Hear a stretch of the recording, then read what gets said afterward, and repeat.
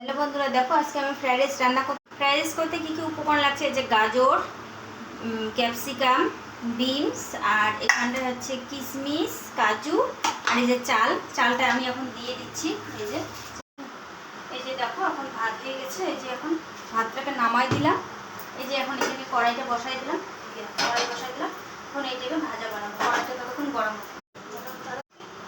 ঘি ঢাললাম। এই যে ঘি দিলাম। আমি অবশ্যই ঘি যে এখন আমি কিশমিশ কাজুটা আগে ভেজে দিলাম। কাজুটা দিয়ে দিচ্ছি।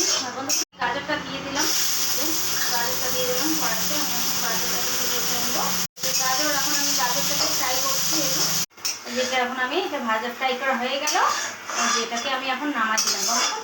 যেটা হয়ে গেল, এই যে দেখো এখন এখানে হচ্ছে বিনস আর হচ্ছে ক্যাপসিকাম, এটাকে এখন ফ্রাই করবো। এই যে এখন একটু নামাবো। এটা এখন হয়ে গেল ফ্রাই করা। এই যে এটাকে এখন নামাই নিচ্ছি। এই যে এখন কড়াইটা গরম হয়ে গেছে। এই যে ঘি ঢাললাম। এখন আমি ঘি ঢাললাম। তারপরে এখন এই যে এখানে দারচিনি আছে, লবঙ্গ আছে, আর আছে এলাচ দিয়ে দিলাম। তেজপাতা দিয়ে দিলাম। দাঁড়া হবে। এটা এখন নাড়াচ্ছি।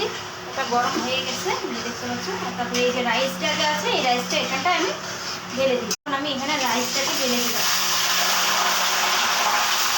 ঢেলে নিয়েছি। তো এখানে আমি এখন নাড়াবো। আচ্ছা, এটা নাড়া হয়ে গেছে। এখন এই যে এগুলো যত আছে এগুলো সব দিয়ে দিই। এখন এটাকে নাড়াবো সুন্দর করে। নাড়াই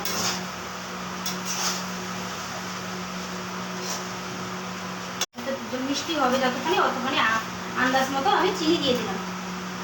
এখন একটু নাড়িয়ে এটাকে আমি 2 মিনিট মতন ঢেকে দিব। এই যে দেখো এখন ঢাকনাটা উঠাই দিলাম।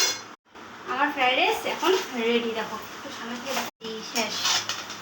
আমার ফ্রাইড রাইস কমপ্লিট রেডি হয়ে গেছে। আমার